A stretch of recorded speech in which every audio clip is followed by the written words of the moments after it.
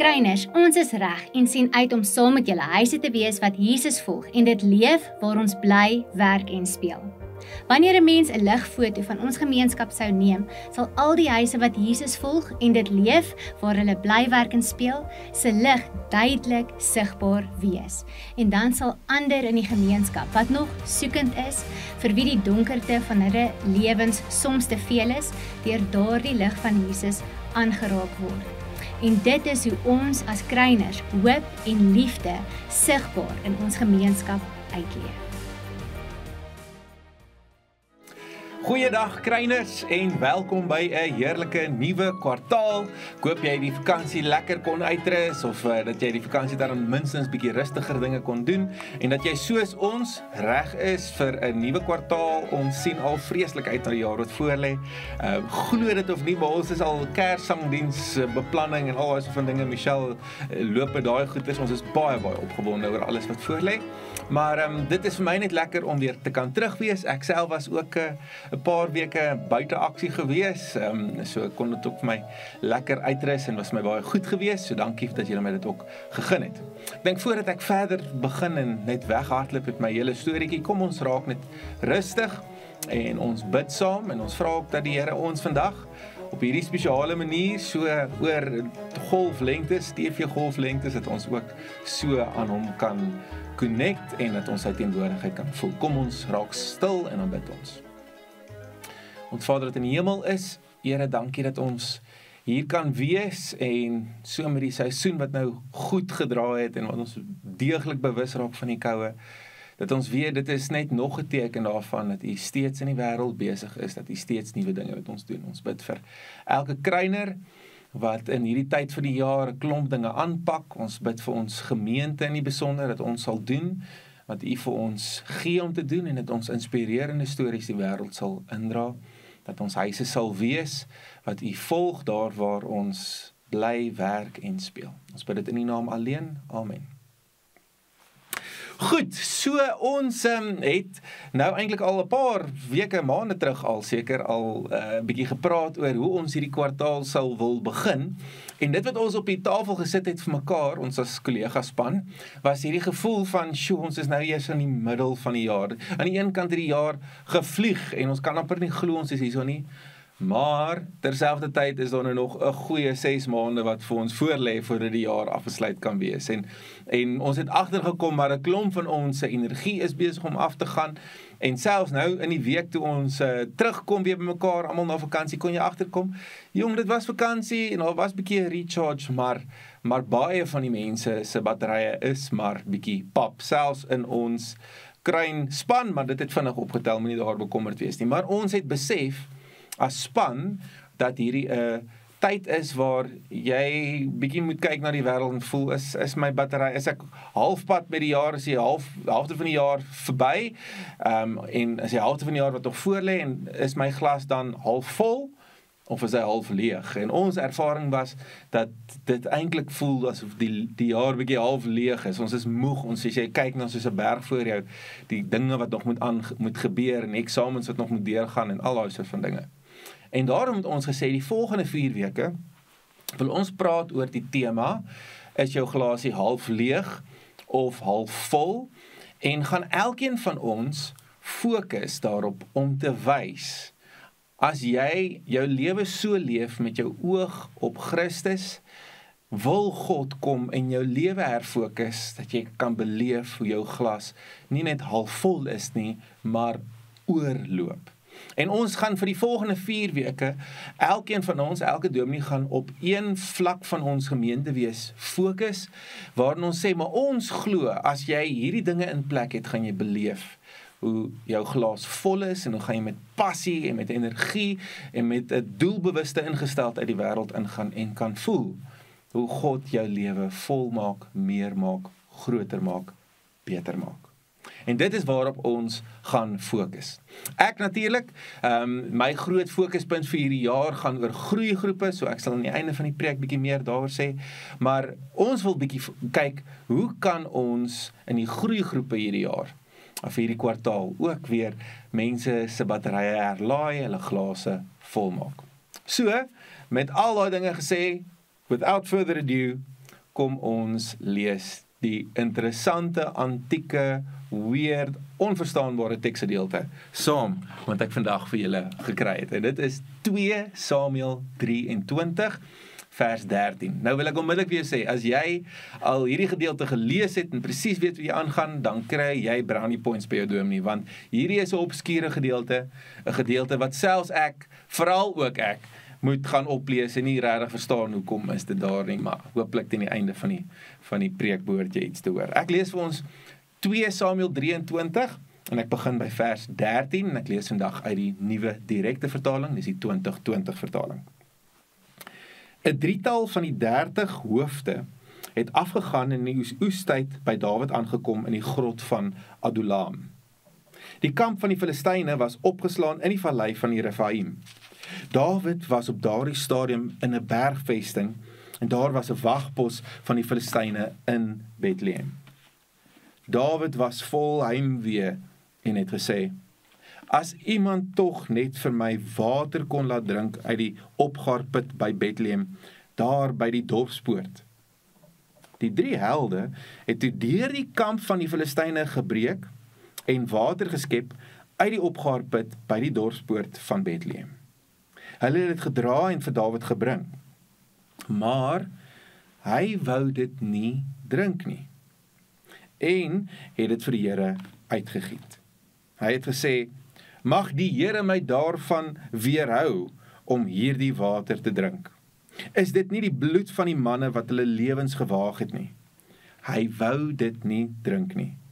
Dit is wat die 3-tal helde gedoen het. Tot sover ons skriflesing. Gras verdor en blomme verwelk, maar die woord van God bly ewig.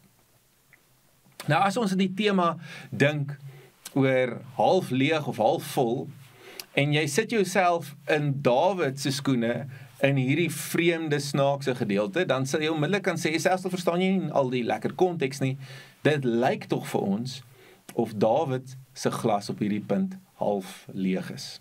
Hy bevind homself in 'n bergskuiling, dalk net groter konteks vinnig te gee. Dawid is eintlik al hier so aan die einde van sy koningskap, eintlik reg om oor te gee, en dan sit asof hierdie storie ingevoeg word van iets wat uit sy jong dae gekom het. So, dis asof Dawid al reeds, net hierso of die skrywer van 2 Samuel wil vir ons 'n flits gee van Dawid in sy jong dae. En die flits wat gegee word is, Dawid wat oorlog maak teen die Filistyne. Op hierdie stadium het die Filistyne die oorhand, hulle het Bethlehem oorgeneem en Dawid moet saam met sy manskappe in 'n grot wegkruip. En waarskynlik is daar ongelooflike onsekerheid. Nou kan jy jouself net indink, you're on the run, jy hardloop weg, jy is regtig hierso op jou uiterste en jy's naby Bethlehem, die plek waar jy groot geword het. Kan jy net dink, hoe moes Dawid voel om te weet, maar ek kan nie nou eers na die plek gaan waar ek groot geword het nie. Dawid, op hierdie oomblik, sy glas is half leeg. En dit is my eintlik so mooi gewees, hoe Dominee Marius dit laasweek ook gesê het, Dawid is nou op 'n plek waar hy oor genoeg rede het om nie op die Here te vertrou nie. En dit wat Dominee Marius laasweek vir my so goed gesê het, is die gedagte is, dit is elke keer die uitdaging vir 'n gelowige, is om te glo juis wanneer daar rede is om nie te glo nie. Om te vertrou juis wanneer daar rede is om nie te vertrou nie. En Dawid is nou op hierdie plek presies daar. Hy's in 'n grot, hy kruip weg, daar's oor genoeg rede vir hom om nie te vertrou nie. Sy glas is half leeg. En dan doen Dawid hierdie ding waar hy net 'n uiting maak, net sê, hoe sou dit wees? Hoe sou dit wees as ek net kon drink van daai water by die poort van Bethlehem? Hoe sou dit kon wees? The good old days, onthou jy hoe dit was? Hoe sou dit wees? Dawid se glas is half leeg op hierdie stadium. Maar dan gebeur die interessante ding en die snaakse ding vir my. Dawid se manskappe wat saam met hom in die grot wegkruip, hoor hoe Dawid hierdie uiting maak En hulle kan hoegenaamd nie die verskil sien tussen 'n emosionele uiting en 'n fisiese behoefte nie. So, ek is seker daar's 'n klomp vrouens wat hierdie luister en hoor en onmiddellik weet, ja, nee, die mans is al van ewigheid af so, dis goed om te hoor dat dit al klaar met Dawid se manskappe so was, want wat Dawid eintlik gedoen het, is hy het nie vir sy manskappe gesê, gaan haal vir my water nie, hy het nie eintlik eers gesê, ek's dors nie, hy het eintlik net sê, hoe sou dit wees, hy maak 'n emosionele behoefte, en die manskappe lees dit heeltemal mis en hulle sien 'n fisiese behoefte. En die vrouens weet waarvan ek praat. Ek het al hoeveel keer my vrou frustreer as sy met my praat oor dinge wat by die werk gebeur en sy kla nou oor hierdie kollega of hierdie ding wat nou verkeerd geloop het en ek luister die ding en as sy so klaar gepraat het, ek val haar eintlik partykeer in die rede. Dan sê ek ja, maar al wat jy moet doen is jy moet dit doen en dat doen en dan ja, ek bel sommer nou gou hierdie persoon en stuur gou hierdie e-pos. Wat doen ek? Ek probeer dit fix.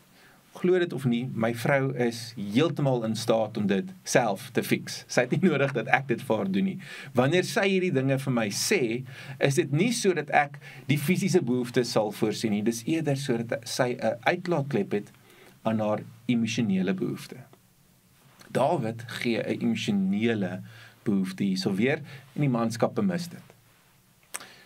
So, nou gaan die manskappe, en nou wil ek jou hê jy het jouself nou eers in Dawid se skoene gesit, maar nou wil ek hê jy moet jouself in die manskappe se skoene sit. Die manskappe gaan en hulle moet letterlik in gedeelte van die land wat reeds deur Filistyne beset word, moet hulle gaan. Hulle moet regtig hulle lewens in gevaar stel en deur die vyand kruip op 'n manier die pad kry by die put hierdie water kry en dan weer hulle lewens in gevaar stel om die water vir Dawid te bring. En dan gee hulle die water vir Dawid. Ek dink aan die storie van die boereoorlog wat my pa altyd vir my vertel het van Daniel Tron. Dalk is daar 'n paar mense wat soos ek baie lief is vir geskiedenis. Daniel Tron is een van die burgers, sal mens nou sê, van die boere burgers gewees. Hy was soos ons eie regte lewe James Bond gewees en ek onthou daar's hierdie een storie wat my pa vertel het van waar hy 'n boodskap moes deurkry vir kommando van die boere wat deur die Engelse vasgepen is en hy moes die plan vir hulle vat om te sê hierdie is die plan hoe ons julle hierso gaan uitkry van 'n ander boere generaal wat hulle nou sou help. En hy moes toe met ander letterlik deur die Engelse se kamp kruip en daar op 'n manier deurkom tot by die boerekommando wat vasgekeer is.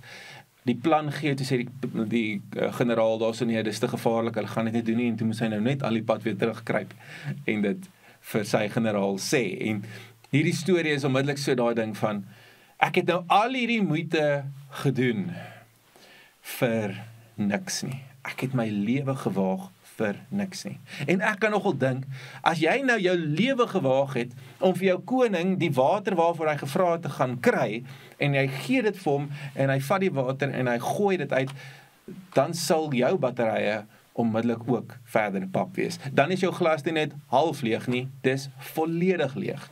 Dit voel soos 'n waste. En dis die tweede emosie wat vir my hierso op die tafel geplaas word in hierdie teksgedeelte. Hoe maak ons wanneer jy voel jy het energie, jy het tyd, jy het krag, jy het jou hoop op iets geplaas en dan werk dit nie uit nie. Jy het moeite ingesit in 'n projek om goedkeuring te kry by jou werk wat jou geleentheid gaan gee dalk om nog werk te doen en dalk nog geld te kry en meer sekuriteit te kry. Jy het al jou energie ingesit en dan gaan gee jy die presentation vir die projek en dan word dit afgekeur. En dan is die gevoel wat jy kry, alles was verniet gewees. Alles is te vergeefs. En wanneer jy dit doen, sulke dinge doen, is dit nogal maklik om te sê, maar daar's geen punt hierin nie. Ek het al hoeveel keer dit gehoor by mense en dat ek soveel simpatie daarmee. Mense wat energie en moeite in verhoudings insit. Dalk is dit 'n huwelik en dan verneek die een persoon die ander persoon in die huwelik verbrokkel en dan sal die mens sê alles verniet. Ek het soveel jaar van my lewe gemors. of daar soos jy is iets by die werk aan die gang met wat maak dat daar hofsaake in jou lewe is en 'n klomp ander van jou energie steel en dan uiteindelik kry jy nie die nuus wat jy wou hê nie en dan voel jy maar al hierdie energie is gemors. Of daar's iets waar jy gereeld bid. Oor en oor bid. Dalk is dit jou kinders wat ver is, of dalk is dit geliefdes wat nie glo in die Here nie, of wat nie lief is vir die kerk nie, jy bid en jy bid en jy bid, en dit voel of jy teen 'n plafon bid, dit voel of jou energie mors. What a waste. En dit is, dink ek, hoe die manskappe sou kon gevoel het. Hulle sou gevoel het, what a waste. Hierso kom Dawid en hy gooi die water net so voor hulle uit. En hulle het niks om daarvoor te wys nie. Hy drink dit nie eers nie. What a waste. Paulus gebruik 'n woord wat hy nogal gereeld in sy briewe gebruik. Hy gebruik die woord te vergeefs. Die woord wat hy daardeur probeer sê is, hy sê, as ek in 1 Korintiërs 15 byvoorbeeld, gee hy die woord te vergeefs, dan sê hy, maar as jy nie glo in die opstanding nie, as jy nie glo dat Jesus opgestaan het en jy deel het in die opstanding nie, is al die ander goeders wat ons vir jou geleer het, is te vergeefs. En hy sê in Filippense 2, 'n paar keer van, as jy hierdie gaan doen, is dit te vergeefs, maar weet jy wat, as ek weet, ek het hierdie gedoen en jy reageer so, dan weet ek dit is nie te vergeefs nie. So, die woord wat Paulus gebruik is hierdie vraag van, asseblief, laat dit nie 'n waste wees nie, laat dit nie te vergeefs wees nie. Maar dan gebeur die baie interessante ding. En ek het gedink, ek wil dit net vinnig vir julle lees, want Paulus verwys in Filippense 2, juist wanneer hy nou praat oor die mense wat ligdraers moet wees vir die wêreld, so tussen 'n ontaarde geslag, en wanneer hy hierdie gemeente in Filippi probeer bemoedig en ondersteun, dan gebruik hy hierdie baie interessante sêding. En ek het gehoop, ons kan dit gou gedeurlees. Hy skryf hierso, van vers 14 af, gaan ek sommer vir julle lees, Filippense 2, skryf hy, doen alles sonder kla en teepraat, sodat julle sonder blaam en onskuldig kan wees, kinders van God, smetteloos te midde van krom en ontaarde geslag. Julle skyn onder hulle so sterre wat in die heelal skyn, deurdat julle vashou aan die woord van die lewe. Op hierdie manier sal julle op die dag van Christus my rede tot roem wees, sodat ek nie te vergeefs gehardloop het om my te vergeefs ingespan het nie. So julle hoor, nou sê hy, hierdie dinge wat hulle moet hulle asseblief doen, sodat dit kan wys dat hy nie gewaste het nie. En hoor wat doen hy dan? Die volgende sin slaan my die veld uit. Hy sê, maar al word ek ook as drankoffer uitgegiet oor die offer en die bediening van julle geloof, verbly ek my saam met julle almal. Net hierdie paar woorde. So, hierdie is eintlik 'n preek vir 'n ander dag, en presies wat Paulus bedoel met hierdie drankoffer wat uitgegiet word. Hy sê eintlik daardeur, weet jy, as ek gaan sterf en my bloed gaan vloei, dan is dit 'n offer vir die Here. Maar dit is vir my baie interessant wat hy hierso direk in mekaar koppel. Hy sê, wanneer jy juis wil wys iets is nie te vergeefs nie, dan koppel hy dit aan die gedagte van 'n drankoffer. Nou, ek weet nie of jy beter is as ek nie, maar as ek die Bybel lees, sommer net so oppervlakkig, en ek lees en ek sien iets van 'n drankoffer, dan het ek geen idee nie. Ek weet, dit is seker een of ander kultiese gebruik, wat hulle in daai tyd gedoen het, wat ons nie meer vandag doen nie, wat nie reg belangrik is nie, en okay, jy gaan aan, jy verstaan wat sy punt is, sê, werk hard, en dan was dit nie 'n waste nie.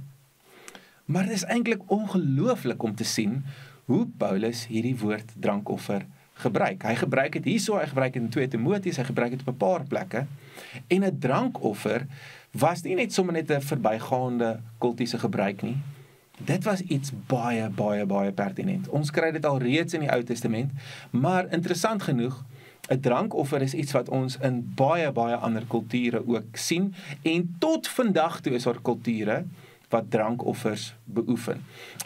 Die Engelse woord daarvoor is 'n libation. waar jy offer iets wat van vloeistof is, maar ook nie eers altyd net vloeistof nie, wat belangrik is, en jy gaan gee dit. So jy sal wingerd hê, en jy sal wyn maak, en dan sal jy van jou eerste wyn, die eerste druiwe wat jy pers, sal jy dan nou, of pars eerder, sal jy hier in hierdie libation, hierdie drankoffer pierinkie sit. Ons het nou nog foto's van hoe hierdie pierinkies gelyk het, en daar's baie antieke voorbeelde daarvan. Baie keer is dit mooi versier, en dan sou hulle nou hierdie drankoffer gevat het, en hulle sou dit geoffer het. Nou binne die Joodse geloof is dit natuurlik 'n drankoffer vir die Here, maar dit was 'n algemene gebruik in die kultiese ouens van daai omgewing, ander godsdienste, waar jy 'n manier waarop jy die gode aan jou kant kry. Maar dan is die interessante ding, in die Joodse geloof is 'n drankoffer nie iets waar jy God aan jou kant kry nie. Daar's 3 dinge wat 'n drankoffer doen. Dit verklaar vrede en berusting met God.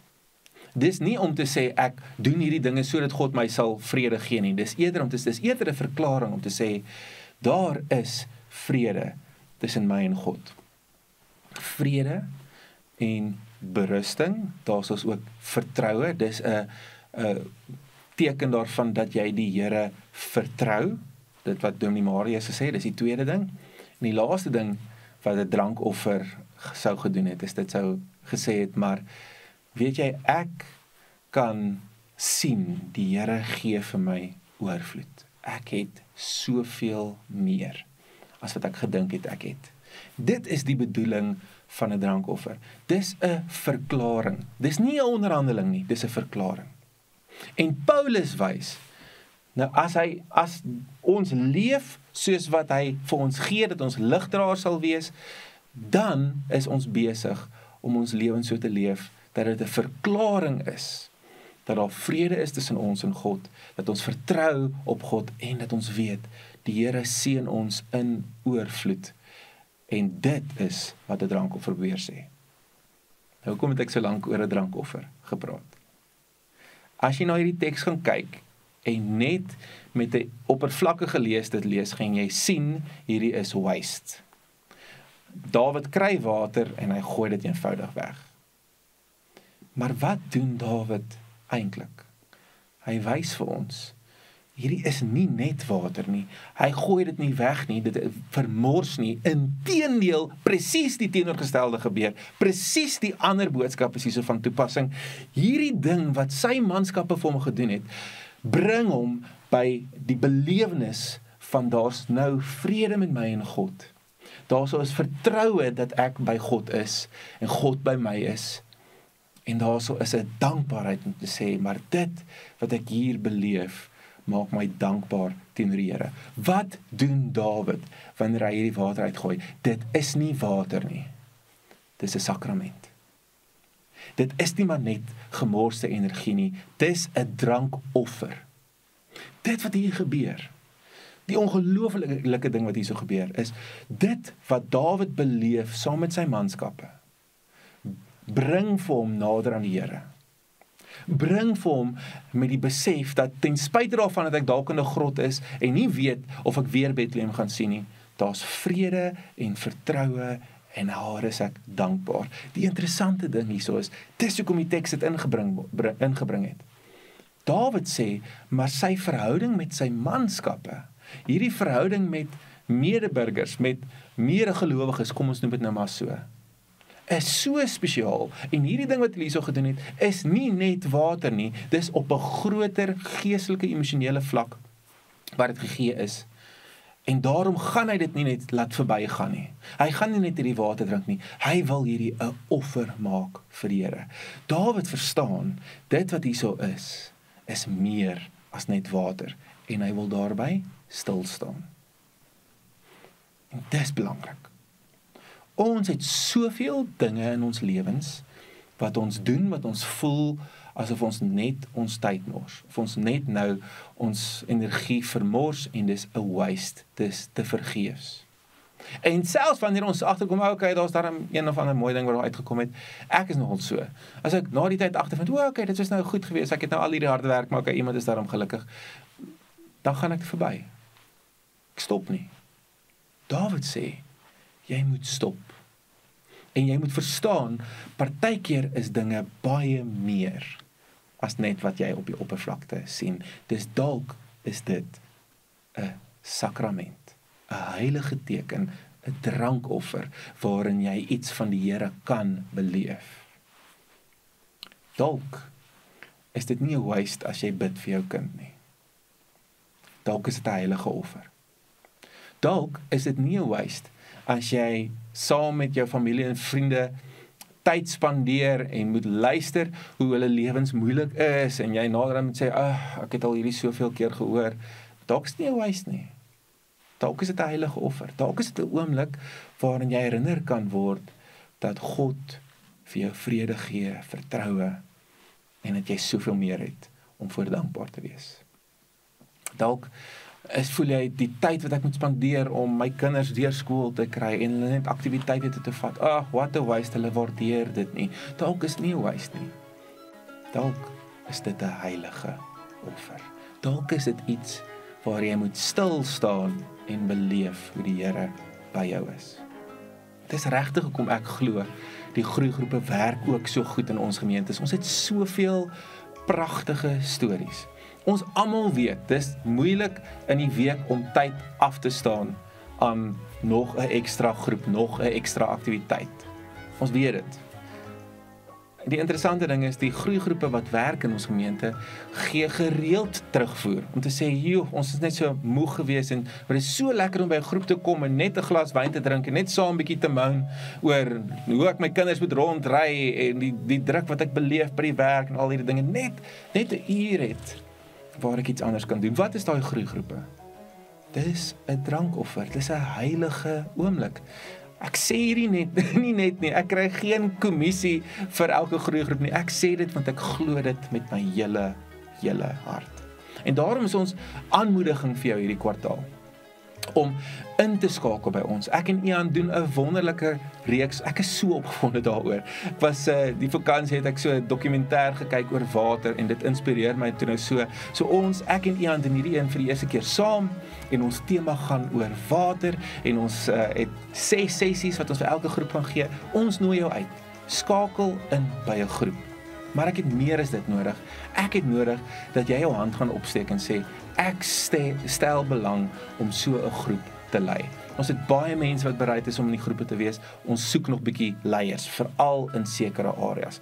Ek wil hê regtig jy moet hieroor dink, regtig jy moet hieroor bid, en beleef hoe die Here dalk met jou praat vandag. En dalk is dit 'n geleentheid vir jou om 'n drankoffer vir die Here uit te stort, sodat jou glas nie half leeg is nie, sodat jy nie die hele tyd moeg voel nie, maar sodat jy kan vol word, vol van die Here se genade. Ek wil afsluit met 'n storie, toe ek hierdie nou in die week by die PWG beskryf, en my tema en als toe vertel Michelle vir my ook, hoe sy net voordat sy met verlof gaan, sy sê, sy was eintlik al reg gewees om met verlof te gaan, en sy wou die dag net so dinge afsluit, en eintlik het sy nie nou kapasiteit gehad vir 'n klomp dinge nie, en sy sê reg so aan die einde van die dag, kry sy 'n oproep, en sy besef sy moet hospitaalbesoek gaan doen. En sy sê sy's moeg, en sy weet nie waar gaan sy die energie kry nie. Maar daar klim sy in die kar. En dit is nogal maklike ding om te sê, weet jy wat gaan my teenwoordigheid nou regtig help?